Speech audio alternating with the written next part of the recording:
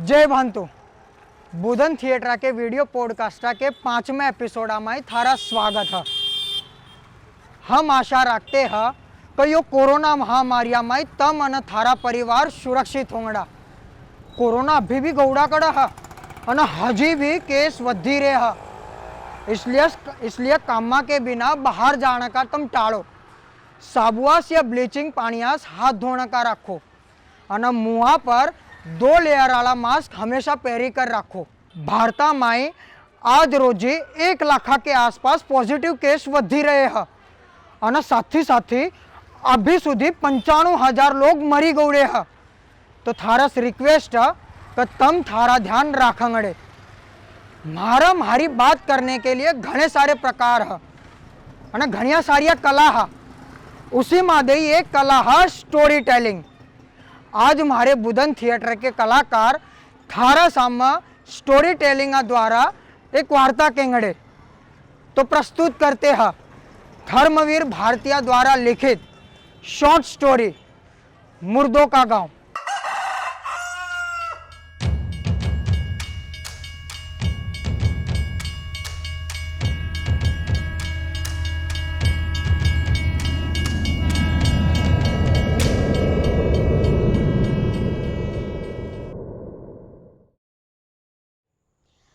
आज हूँ तुमको एक वार्ता कहूँ, कोरोना की वार्ता, जिसको सुनी कर थारा दिमाग हल्ली जांगड़ा।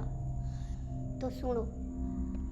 अहमदाबाद के सिविल हॉस्पिटल के बाजू एक नाने से टूटे फूटे बंगले में एक कुत्ता न कुत्ती अपने टाबर साथी रहते हैं। 2 दिन के बाद कुत्ता घर आता है जी। उसको देखी कर कुत्ती बोलती है, ओ हो, तेरा चेहरा तो देख कैसा चमकी रहा है। तो 2 दिन का थिया कि तो पहला तो मको वो बता। कुत्ते ने पीछे अपनी पुछड़ी हलाई और हंसता हंसता कहा, चुकू खबर आज हूँ मानसा का मांस खाई कर आया, वो भी जीवते मानसा का, एकदम ताजा ताजा मांस। मानसा का मांस मको तो यो नवाइला गिरी है कचको जीवते मानसा का मांस मिल लिया कि तोड़। कुत्ते ने उसको शांति से बिसाई और पीछे कहा, तेरा साथ छूटने के बाद हूँ सीधा सिविल हॉस्पिटल पहुंचा। उठा घना ज अंधेरा थिया और उठा कोई भी मानस कड़ा दिखी रहा थिया जो हूँ डरी गया और डरी कर चुपचाप हाईवे के पास चला गया। और जब वो हाईवे पर पहुंचा जो मैं देखा कोट हजारों लाखों मजदूर अपने टावरों को अपने कंधे पर बिसाई कर पाँव कड़ी जा रहे थे। उनको देखी कर मेरे को यो लग रहा था कि वे घने दिनस भूखे हैं, इसीलिए उनकी आंतड़ी आँखें पेटा में वड़ी गया थी। बे मशीना का जीदा थक थक थक थक थक थक चाली रहे थे। उनको देखी कर इधर लग रहा था कि लाखों ईसा मसीहा अपने कांगड़िया पर हड्डा पर क्रॉस लेकर अपने मरना की तरफ जा रहे थे। खैर मारा क्या, हम तो जानवर ये बात जान दे। हूँ देखता देखता रास्ते के किनारे पहुंची गया। उठे बड़ी बड़ी घास थी और उसके सामने बड़े बड़े बंगले थी। बंगले के बिल्कुल सामने एक नानी सी झुपड़ी थी। उठे एक बूढ़ा बैठा था। उस बूढ़े को देखी कर इधर लगी रहा था कि वो घना भूखा है, उसकी आंतड़िया पिट्टा में बड़ी गया था। पर अचानक उस झुपड़िया में ही किसी छोरी की आवाज आई।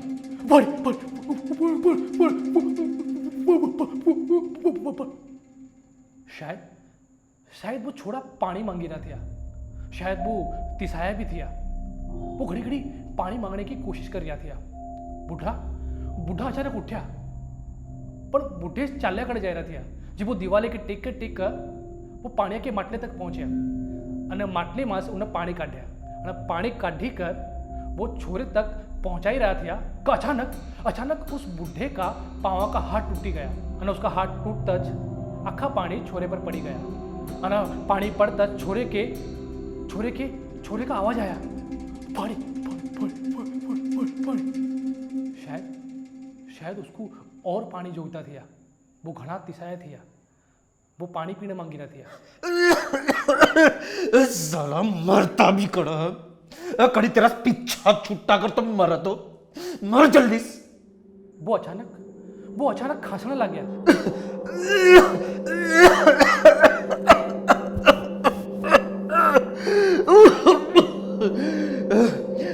साला कड़ी मर तो मेरा पीछा छूटा इसका। मर, जल्दी मर। બે દો જણે મજદૂર થઈએ અને ઘણે દિને કે ભૂखे થઈએ.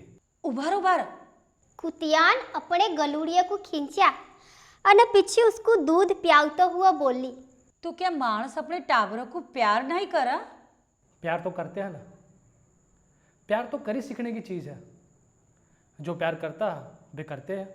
सामने वाले बंगले में एक छोरी दूध पीने के लिए ना पाड़ी रही थी जी उसकी माँ उसको दूध पियावने के लिए उसके गेला गेला नस्या करी। ओ मेरी रानी गुड़िया, मम्मा की शोन पर ही है ना, तो चल चल चल जल्दी दूध पी ले, बस एक ज नाना गिलास दूध पी ले रानी.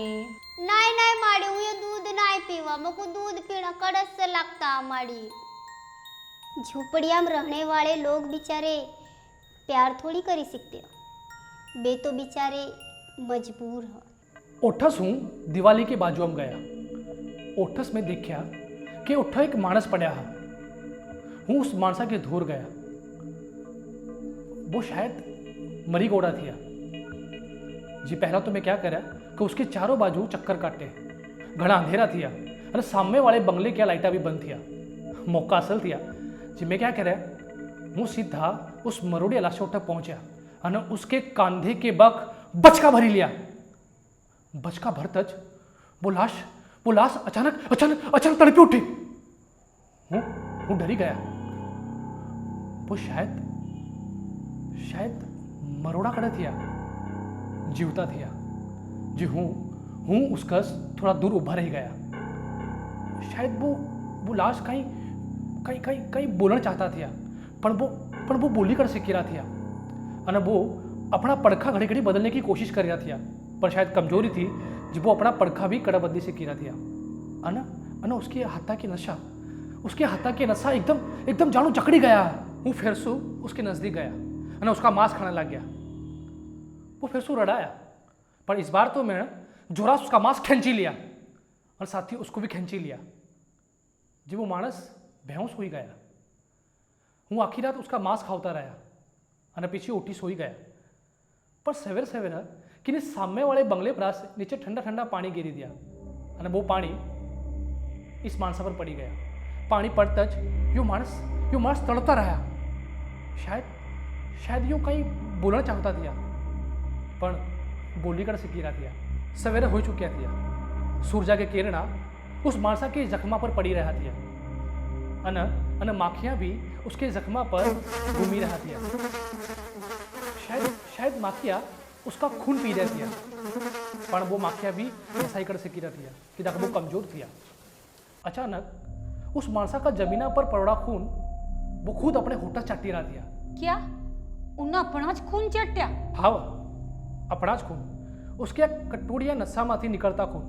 चुकू खबर वो मानस 3 दिन और 3 रात तिसाया थिया. पर मकू तो यो नवाई लागी रही है, क्या मानस अपना खून भी पीता है?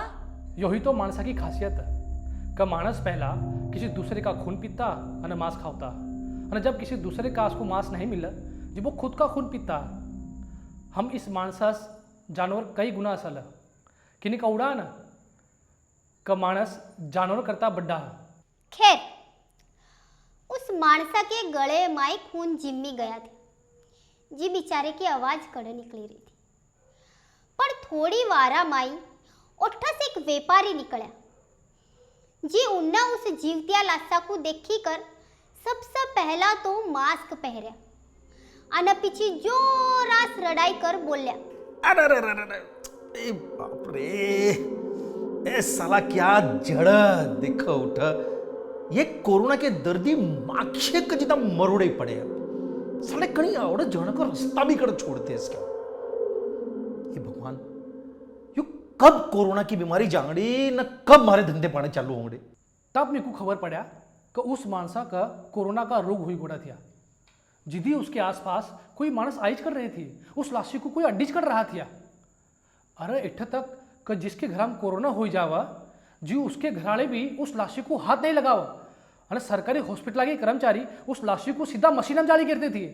भगवान जाना यो मानस कब मरंगड़ा न कब सरकारी हॉस्पिटल के कर्मचारी इस माणसा को मशीनाम गिरी जाली दंगड़े। इस माणसा को देखी कर मेरे दिमाग में एक सवाल दौड़ी रहा था, क्या यो मानस कोरोनास मरोड़ा या भूखास? इतने में सामस एक बारी खुली अने किनी कहा, अरे जान दे, वो कुत्ता ना उस भिखारिया के जख्म चाटी रहा। कुत्ते के जख्म चाटने से उसके जख्म ना जल्दी से चल रही चाटन दे क्या।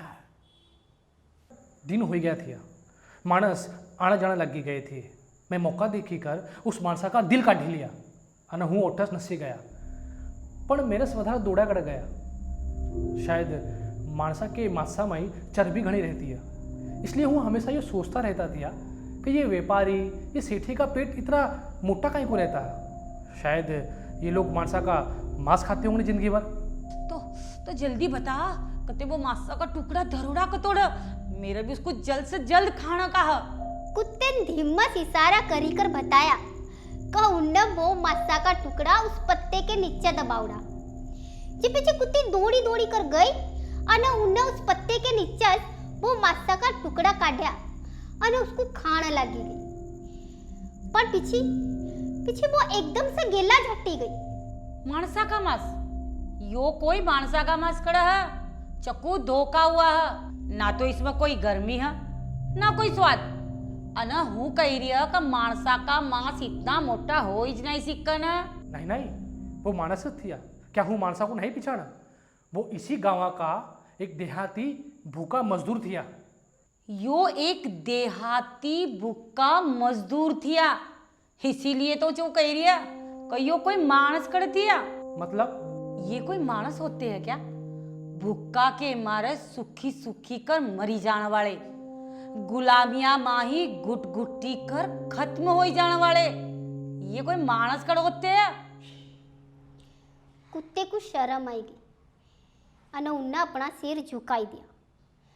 काई को का उन्ना एक गुलाम भूखे का मांस खाया था। कोरोना के रोगी अने गुलाम भूखे मानस थोड़ी होते हैं। यो वार्तान तो मकू हलाई गेरा अने शायद थार को भी हचमचाई दिया होंगड़ा। भारता माई कोरोना के महामारिया के दौरान गरीब से गरीब लोगों के साथ क्या हो रहा वो यो वार्ता में तमु देखा होंगड़ा।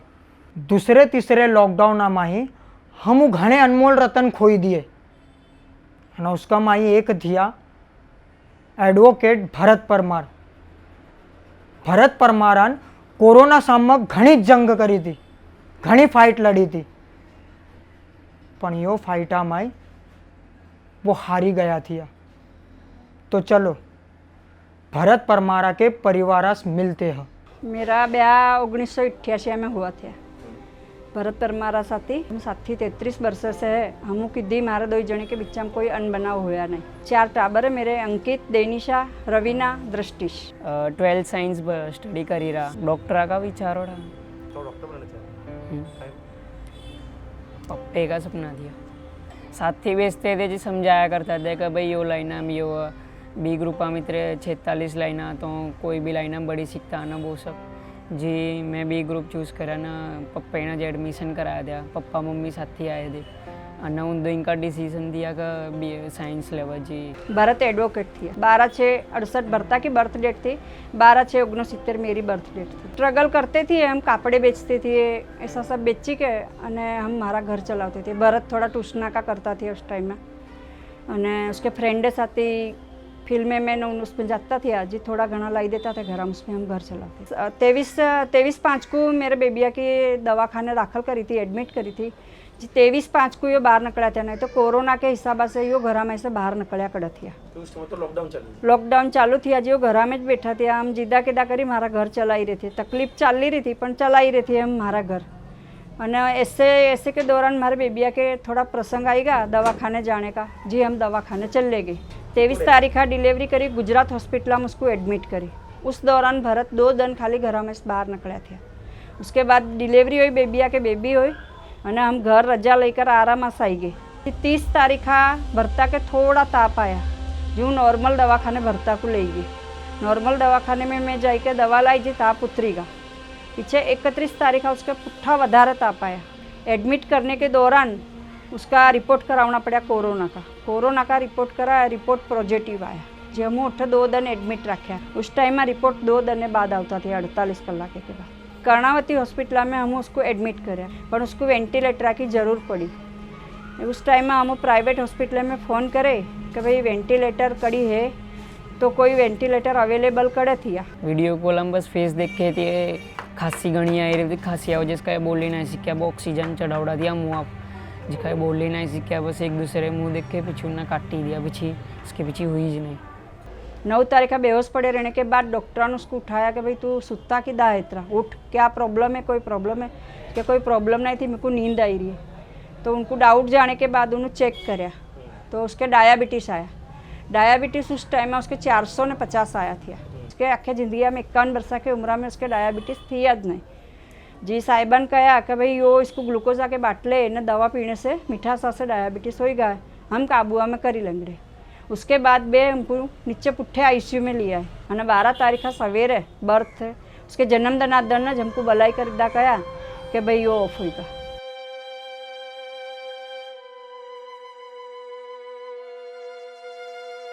मेरे को घना आघात लग गया, हूँ घनी ज रोई અને હું કયા કે हमको भाई मानसा की बॉडी बताओ पर हमको बॉडी बतावने में आई नहीं। घना दुख हुआ जिस दिन पप्पा पहले दिन एडमिट हुआ था ना, उस दिन रात घना ज रोया था, रात 3 बजे सुधी रोया था, घना ज रोया था। पीछे ना पप्पा फोस के उसके पीछे 3 दिन सुधी में खाना भी कड़ा खाया था, काई ज नहीं, घना ज एकला फील हो रहा थी, काई ज कड़क रहा था, घना डर लगता है। पप्पा नहीं जी मैं कब किदा करना किदा हिम्मत करना और तो ये भी हिम्मत में थोड़ी घनी टूटन नहीं देना, हिम्मत रखी वधारा અને મમ્મીઓ સપોર્ટ કર્યા સાથે हम एक दूसरे सपोर्ट करी रही थी અને इदा करिए हुए आगे थे। आपके भरता के बिना का जीवन कैसा लगता था? भरता बिना का जीवन एकदम अधूरा है और घना ज खराब चल रहा है हमारा जीवन। भरत बहुत अच्छा मानस था, उसके जैसा मानस इस दुनिया में नहीं था। साथी थी मेरा वो साथी मेरे को घना याद आता, उसके जैसा कोई साथी नहीं होगा और उसके जैसा कोई हस्बैंड नहीं होगा इस दुनिया में। वो मेरा माँ बाप भी थिया, मेरा भाई बहन भी थिया और मेरा हस्बैंड भी थिया, सब मेरा दोस्त को जो को वो भरत थिया। पप्पा नहीं थे जी, एकला फील तो घना होता ना, थोड़ी घनी हिम्मत भी टूटी गौड़ी है, घना बहुत सब होता तो भी हिम्मत करी लो था, घना ज एकला फील होता थिया जी। साथी भी रोते थे इधर बाजू में बेसी फोन रखा चलाया करते थे, પણ वह नहीं जी घना एकला फील होता, घनी आती है, सोते भी आती है, रेवते भी आती, फोन चलाती तब भी आती और बार आयाच करती है। ज़्यादा याद इदा आती कि वो मेरे साथी उन्हें किसी झगड़ा नहीं कराया और वो हल्ली मल्ली के मेरे साथी रहता था। कोई भी उसका प्रोग्राम हो कि काई भी हो, साथी भेड़ा हम दो हल्ली मल्ली के जाते थे। छेवटे शाक भाजी लेने भी हम दो हस्बैंड वाइफ भेड़ जाते थे। राशन पानी है, शाक भाजी है, पिक्चर है, घूमना है, कड़ी भी हस्बैंड वाइफ ने मारा एक छोरा, हम साथी ज फरते थे। इदा भी मेरे 3-4 टाबर थे, 4 टाबरे को लेकर भी हम साथी फरते थे। मैं भरता की कार बेची के भी मैं दवा करी भरता की, उसके अलावा बे पैसे भी मैं लगाए।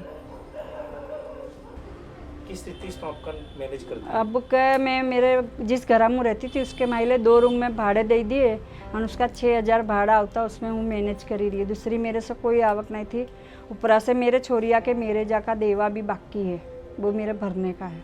और मेरे छोरे की स्कूल की मैं फ़ी भी नहीं भरी है, जिस फ़ी भी मेरी बाकी है मेरे बच्चे की।